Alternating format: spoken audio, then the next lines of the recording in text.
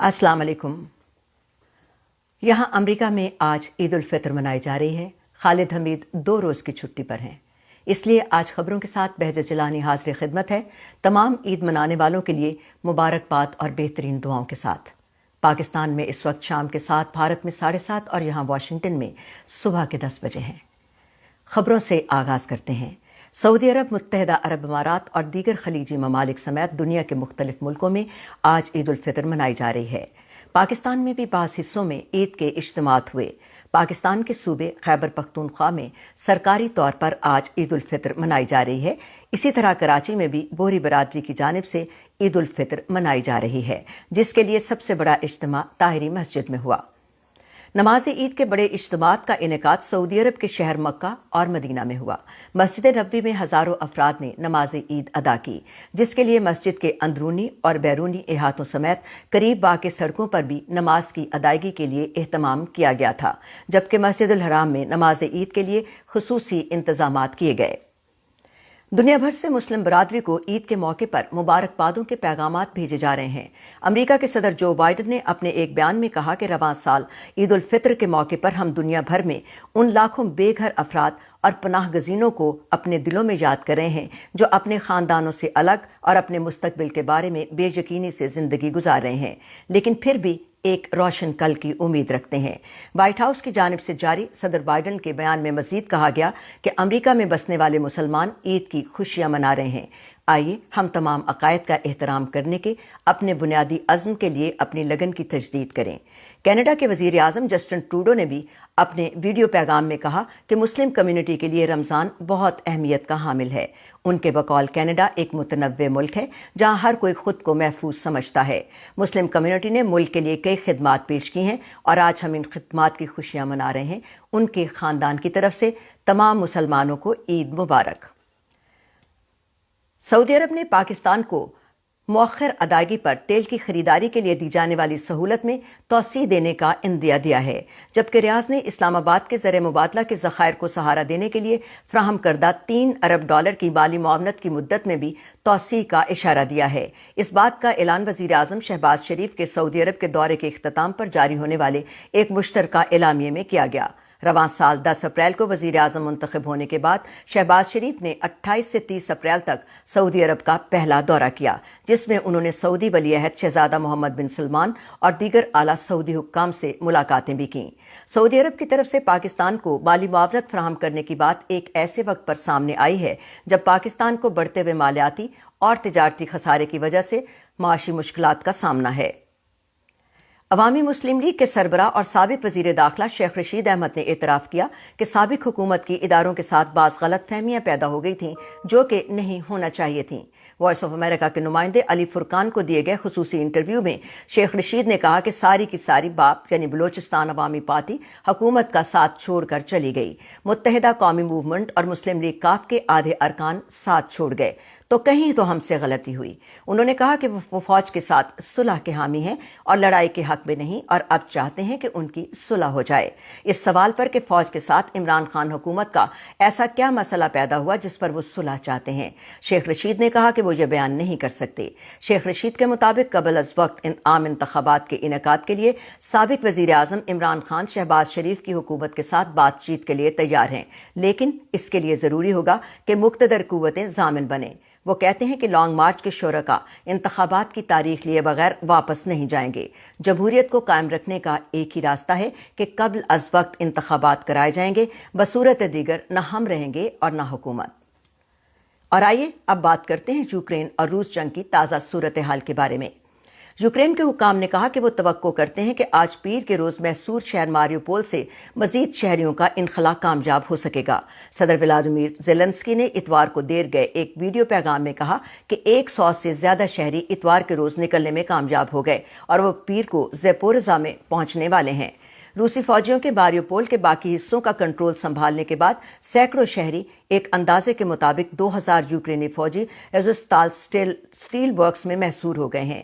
Ukraine ने रूस पर इनखला के रास्तों पर गोलाबारी का इल्जाम आयद करते हुए इस जगह से शहरियों को निकालने की मुतअद्दिद पहली कोशिशें नाकाम बना दी गईं। ज़ेलेंस्की ने कहा कि पहली बार इस सरजमीन पर हकीकी जंगबंदी के 2 दिन आए हैं।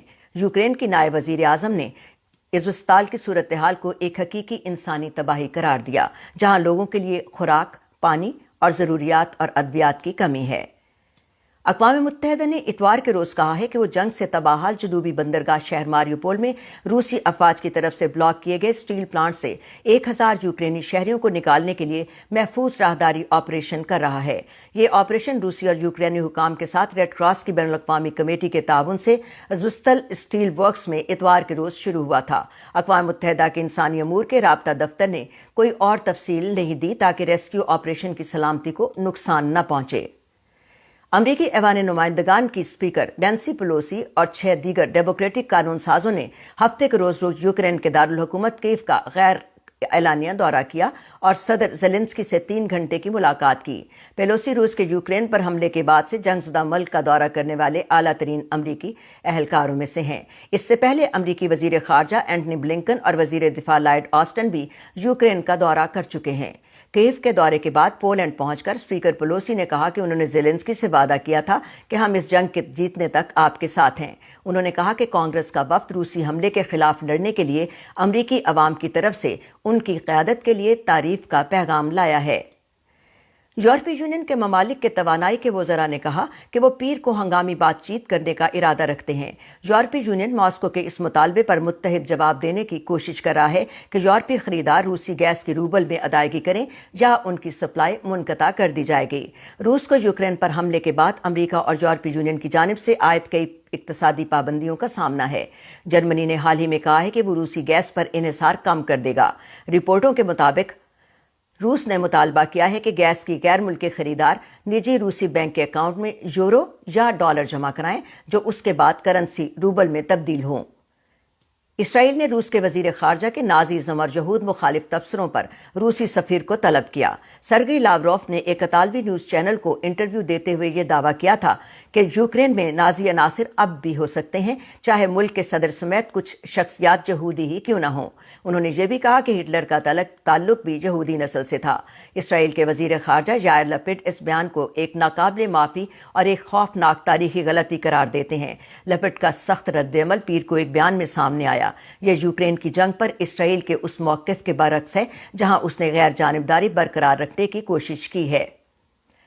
جرمنی نے کہا ہے کہ وہ روسی فوسل ایندھن سے چھٹکارا پانے کے لیے پیش رفت کر رہا ہے اور توقع ہے کہ موسم گرما کے آخر تک روس سے خام تیل کی درآمدات سے مکمل طور پر الگ ہو جائے گا۔ معیشت اور آب و ہوا کے وزیر رابرٹ ہیبیک نے اتوار کو کہا کہ یورپ کی سب سے بڑی معیشت نے روس کے توانائی شعبے کی درآمدات میں اپنا حصہ کم کرنے کے لیے تیل کے لیے 12%، کوئلے کے لیے 8% اور قدرتی گیس کے لیے 35% کر دیا ہے۔ انہوں نے کہا کہ ان اقدامات کا مطلب معیشت اور صارفین کے لیے لاگت میں اضافہ ہے، لیکن وہ کہتے ہیں کہ اگر ہم روس کے ذریعے بلیک میل نہیں ہونا چاہتے تو یہ اقدامات بہت ضروری ہیں۔ یہ اعلان ایک ایسے وقت پر کیا گیا جب یورپی یونین روسی تیل پر پابندی کے لیے غور کر رہی ہے۔ بلاک پہلے ہی اگست میں روسی کوئلے کی درآمدات پر پابندی لگانے کا فیصلہ کر چکا ہے۔ اور آئیے اب کچھ اور خبریں آپ کے لیے پیش کرتے ہیں۔ افغانستان میں برسر اقتدار طالبان نے کہا ہے کہ طالبان کے امیر ملا ہیبت اللہ خند نے عید کی نماز اتوار کو قندھار کی عیدگاہ مسجد میں ادا کی۔ وائس آف امریکہ کی افغان سروس کے مطابق طالبان نے عید پر ملا ہیبت اللہ کا ایک آڈیو بیان بھی جاری کیا۔ یہ آڈیو بیان ان کے عید کے خطبے کا ہے جس میں وہ افغان عوام کو عید کی مبارکباد دے رہے ہیں۔ اس کے ساتھ ہی انہوں نے ملک کی موجودہ سیکیورٹی اور اسلامی نظام کے نفاذ کا بھی ذکر کیا۔ ملا ہیبت اللہ نے اپنے خطاب میں ملک کے دیگر معاملات کو زیر بحث نہیں لائے۔ خبر رساں ادارے AFP کے مطابق طالبان کے سپریم لیڈر گزشتہ 6 سال میں دوسری بار اتوار کو کسی عوامی اجتماع میں سامنے آئے ہیں۔ افغانستان میں 2002 سے جاری تنازعات کی وجہ سے نقل مکانی کم ہوئی ہے، لیکن قدرتی آفات سے افغانستان میں انسانی ضروریات میں اضافہ ہو رہا ہے۔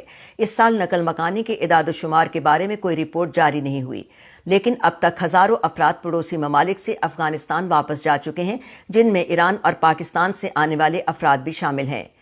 1 جنوری 2021 سے 30 نومبر 2021 تک 8,22,546 افراد تنازعات کی وجہ سے اپنے گھر بار چھوڑ گئے۔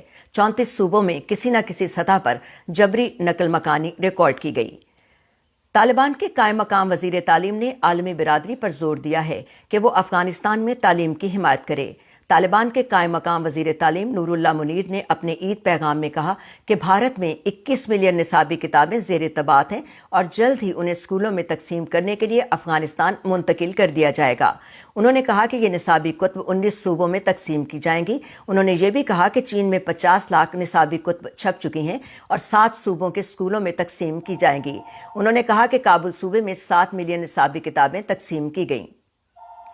سیو دا چلڈرن نے کہا ہے کہ افغانستان میں خوراک کی بڑھتی ہوئی قیمت میں گزشتہ سال جون کے مقابلے میں کچھ اشیاء کی قیمتوں میں تقریباً دگنا اضافہ دیکھا گیا اور بہت سے خاندان اور ان کے بچے اس رمضان میں صرف روٹی اور پانی پر زندہ ہیں۔ اسلام کے مقدس مہینے رمضان کو جشن، ہمدردی اور اتحاد کا وقت سمجھا جاتا ہے، لیکن ملک کی معیشت تباہی کے قریب ہے۔ افغان خاندانوں کی بڑھتی ہوئی تعداد بے روزگار، بے سہارا اور اپنے بچوں کا پیٹ پالنے کے لیے مایوس کن اقدامات کا سہارا لے رہی ہے۔ اگست 2021 میں طالبان کے قبضے کے بعد سے روزمرہ اخراجات اور خوراک کی قیمتیں آسمان کو چھونے لگی ہیں۔ بھارت کے بیشتر علاقے اس وقت زبردست ہیٹ ویو یا گرم لہر کی گرفت میں ہیں، جس کی وجہ سے کئی ریاستوں کو بجلی کی شدید کمی کا سامنا ہے۔ عام طور پر بھارت میں مئی اور جون کے مہینے گرم ہوتے ہیں، لیکن رواں سال یہ سلسلہ مارچ کے اوائل سے ہی شروع ہو گیا۔ محکمہ موسمیات کے مطابق شمال مغربی وسطی بھارت میں اپریل ماہ میں درجہ حرارت 40 سے 50 ڈگری سیلسیس کے درمیان رہا۔ گزشتہ 122 برسوں کے دوران یہ سب سے زیادہ درجہ حرارت تھا۔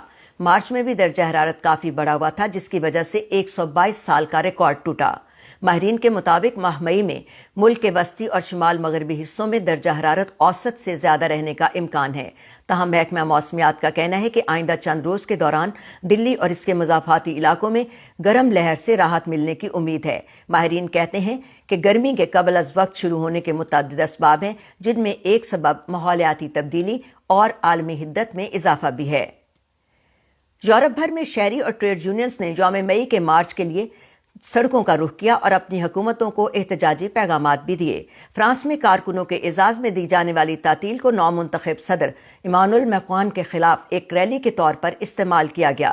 ترکی میں پولیس نے استنبول کے مظاہرین کے خلاف کارروائی کی اور 164 افراد کو حراست میں لے لیا گیا جو ممنوعہ تقسیم اسکوائر میں داخل ہونے کی کوشش کر رہے تھے۔ یہ وہی مقام ہے جہاں 1977 میں یوم مئی کی تقریب کے دوران قریبی عمارت سے ہجوم پر گولیاں چلنے سے 34 افراد ہلاک ہو گئے تھے۔ یوکرین میں روس کی جنگ کے خاتمے کے مطالبات کے ساتھ اطالوی مظاہرین کے لیے امن کے ساتھ ایک آؤٹ ڈور میگا کانسرٹ ترتیب دیا گیا تھا۔ سعودی عرب انصاف کے نظام میں اصلاحات کا خواہاں ہے، تاہم حکومت مخالف آوازیں قید و بند اور موت کی سزاؤں کا نشانہ بن رہی ہیں، جس سے ان خدشات میں اضافہ ہو رہا ہے کہ انصاف کے نظام میں یہ تبدیلیاں کس حد تک ممکن ہوں گی۔ سعودی عرب میں اسلامی شریعت کے سخت قوانین لاگو ہیں، جن کو ملک کے نظام انصاف کی بنیاد بھی قرار دیا جاتا ہے۔ حالیہ مہینوں میں ملک میں اصلاحات نافذ کی گئیں، جن کی وجہ سے مبصرین کا خیال ہے کہ ملک کی عدالتیں پہلے سے بہتر کام کرنا شروع کر دیں گی۔ اس سلسلے میں عورتوں سے متعلق اور جج کی مجرمانہ سزاؤں کے تعین سے متعلق قوانین میں تبدیلی کی گئی۔ ان تبدیلیوں کا اعلان گزشتہ برس ملک کے غیر اعلانیہ حقیقی حکمران ولی عہد محمد بن سلمان نے کیا، جن کی مدد سے سعودی عرب اپنا ہدف یعنی دنیا کے لیے اپنے دروازے کھولنے میں کامیاب ہو سکتا ہے۔ نائجیریا کے تجارتی دارالحکومت لاگوس میں ایمرجنسی سروسز نے پیر کو بتایا کہ ایک 3 منزلہ رہائشی عمارت گر گئی، جن میں 8 افراد ہلاک اور 23 زخمی ہو گئے، جنہیں ہسپتالوں میں منتقل کر دیا گیا۔ مراکش کی جیل اتھارٹی 2017 سے اسلامک اسٹیٹ گروپ کے سابق جنگجوؤں اور دہشت گردی کے جرائم میں سزا یافتہ افراد کو ڈی ریڈیکلائزیشن یعنی انتہا پسند نظریات کا خاتمہ دینے کی تربیت فراہم کر رہی ہے۔ پروگرام کے نویں گروپ نے گزشتہ ہفتے کلاسز کا کورس مکمل کیا۔ ایسوسی ایٹڈ پریس اور دیگر ذرائع ابلاغ کو دارالحکومت رباط کے قریب سیل کی جیل میں ان کی گریجویشن تقریب کا مشاہدہ کرنے کے لیے مدعو کیا گیا تھا۔ پروگرام سے فارغ تحصیل ہونے والے قیدی جلد رہائی کے اہل نہیں ہو جاتے، لیکن ان کی شاہی معافی یا سزا میں کمی کے امکانات بڑھ جاتے ہیں۔ اور اب کورونا کے بارے میں کچھ خبر آپ کو دیتے چلیں۔ چین میں بیشتر افراد نے اس سال خاموشی سے یوم مئی کی چھٹی منائی، کیونکہ حکومت کا زیرو کووڈ نقطہ نظر سفر پر پابندی لگاتا ہے اور اس کے تحت متعدد شہروں میں لاک ڈاؤن بھی نافذ کر دیا گیا۔ بیجنگ میں تمام ریستوران 4 روز تک صارفین کے لیے بند کر دیے گئے اور چینی دارالحکومت میں پارکس اور سیاحتی مقامات کی گنجائش 50% تک محدود کر دی گئی۔ بیجنگ میں یونیورسل اسٹوڈیوز تھیم پارک نے کہا کہ یہ عارضی طور پر بند ہے۔ وزارت ٹرانسپورٹ نے کہا کہ اسے ہفتہ سے بدھ تک 100 ملین ٹرپس کی توقع ہے، جو پچھلے سال کے مقابلے میں 60% کمی ہوگی۔ اور صدر جو بائیڈن نے وائٹ ہاؤس پریس کور کی سالانہ تقریب کو اپنے 18 ماہ کے اقتدار میں ہونے والی تنقید کو اجاگر کرنے کے موقع کے طور پر لیا۔ انہوں نے اپنے پیش رو اور ریپبلکن پارٹی کو بھی کچھ ہدف تنقید بنایا۔ ہفتے کی رات وائٹ ہاؤس کے نامہ نگاروں کی ایسوسی ایشن کی اشاعیہ سے کووڈ وبا کے باعث 2 سال کا وقفہ ختم ہوا، اگرچہ ابھی بھی کووڈ کا خطرہ ختم نہیں ہوا۔ اور ہالی ووڈ سٹار اینجلینا جولی نے یوکرین کے شہر لویو کا غیر متوقع دورہ کیا۔ اس دوران انہوں نے ایک کیفے میں بیٹھے بے گھر افراد سے ملاقات بھی کی۔ اینجلینا جولی اقوام متحدہ کے مہاجرین کے ادارے UNHCR کی خصوصی ایلچی ہیں، البتہ ان کے یوکرین کے دورے سے متعلق یہ معلوم نہیں ہو سکا کہ آیا یہ ان کا سرکاری دورہ تھا یا وہ نجی طور پر یوکرین میں موجود رہیں۔ لویو کے علاقائی گورنر میکسیم کوزسکی نے سوشل میڈیا پر ایک بیان میں بتایا کہ یہ ان سب کے لیے ایک سرپرائز تھا۔ تو جناب، یہ تھا آج کا نیوز بلیٹن۔ اگر وائس آف امریکہ کی ویب سائٹ urduvoa.com تک رسائی میں آپ کو کچھ بھی مشکل پیش آ رہی ہے تو اس بلیٹن کے ڈسکرپشن میں دیے گئے لنک کے ذریعے یہ سائٹ وزٹ ضرور کیجیے۔ منفرد رپورٹوں اور دلچسپ تبصروں کے لیے دیکھتے رہیے وائس آف امریکہ کا ٹیلی ویژن پروگرام ویو 360، پیر ترجمہ شام 7:30 بجے آج نیوز پر۔ تو خبروں کے ساتھ بہجت جیلانی کو کیمرہ مین قذافی بابر کے ساتھ اب اجازت دیجیے۔ آپ سے ہماری ملاقات ہوگی کل ایک اور خبروں کے بلیٹن کے ساتھ۔ اب اجازت چاہتے ہیں، اللہ حافظ۔